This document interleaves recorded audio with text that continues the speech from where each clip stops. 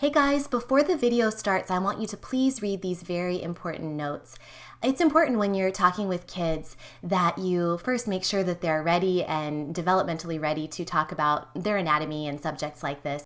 But I also think it's important to be sure that when you're discussing with them, to keep things at their level, to not shame them or laugh at them if some of the questions they have seem a little bit silly, or if the language they use is maybe not quite what you would hope for. I just encourage you to keep it comfortable and low-key, and remember, this is all just about education and having a little fun and getting to know more about our bodies. So thank you for listening, and on to the show.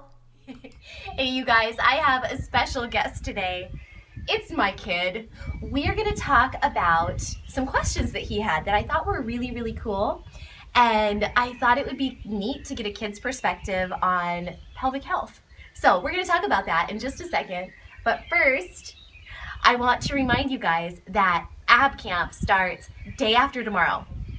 Which my son thinks that I'm shamelessly self-promoting this, and he's right. The thing is, it's really a great program, and I think that all of you guys who possibly have prolapse or diastasis recti are going to really appreciate this, because it safely tones your pelvic floor and core without traditional exercises like crunches, which can sometimes do more harm than good. So anyway, check that out. It's coming up. Subscribe to my channel, and also you can check out the link that I'll post somewhere on this screen if you want to find out more information, but it is available for free on my channel starting on June 30th. So let's go ahead and get to you, and let's kind of take our minds back to when we were talking this morning and you had some questions about kind of pelvic floor stuff and pelvic health and all that. So can you remember? This is totally unscripted, you guys. I know that more and more men are joining your channel, but you don't really talk about a lot that has to do with men. Yeah, so that is very true. That was the perfect question that you asked this morning, and it's true. I have men and women are interested in the pelvic floor because guess what? Men and women both have it. They both have a pelvic floor. So anybody can have issues with their pelvic floor. And do you know what the pelvic floor is? We talk about it a little bit. No. You remember any of it? It's a bone that helps keep you standing, which I really don't get because it's actually not a bone, it's muscles. So it's your muscles that help keep you from losing your bladder control. And they also help keep your balance. If you didn't have pelvic floor muscles, like if you just chop, remember this morning you said, why don't people just chop them out if it's a problem? Just get rid of them.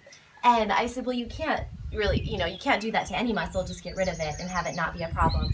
But also, the reason that they're there is to help keep you, from wearing adult diapers or kid diapers, but they're also there to help keep your balance. Because if they were gone, the middle of your body, from the pelvic floor on up through the top of your body, is connected. It's a unit, and the pelvic floor is the base of it. And so you really want, even though you can't see those muscles, they're deep inside, they're going to help keep you stable. Because your spine keeps you stable, right? Oh, yeah. But at the bottom of the spine, essentially, is the pelvic floor. The bottom of the tailbone is the bottom of the spine, and the pelvic floor muscles are right around that. So you mean it's in my butt cheeks? The pelvic floor is in your butt cheeks? Nope. It's actually, it's deep in, your pelvic bones, when you put your hands on your hips? Yeah. Your pelvic floor is deep in there. It's the muscles deep in there, and you can't see them from the outside. That's why sometimes it's kind of weird because, you can see your arm muscle, but you can't see your pelvic floor muscles, so they're hard to connect with. They're hard to figure out kind of where they are. Oh. Yeah. Oh, but I thought my spine ended at my butthole, not the pelvic floor. Well, your pelvic floor muscles surround the butthole.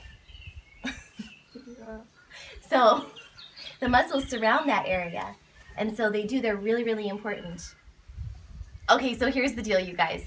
My son asked some really good questions that I think we all can learn from, because the thing is, the pelvic floor is hard to understand. It's hard to see. You can't see it. It's inside. And I think that it's something that we all need to improve our own awareness about, and we can also tell our kids about it. I mean, we're a pretty open family, as you can see. We talk about all sorts of things, and you don't have to be this open with your kids if it's not comfortable for you. But the thing is, it's really important to get to know your body and to communicate with your kids about their bodies, because This is a very essential component of health. It's not talked about, it's uncomfortable to talk about, it's weird to talk about, but it's really important. Pelvic health is very important for your bladder control, your bowel control, your balance, all sorts of aspects of your health and wellness that it's not really discussed. So let's start a pelvic health revolution and maybe even include our kids. Maybe. What do you think? No. All right. Bye, guys.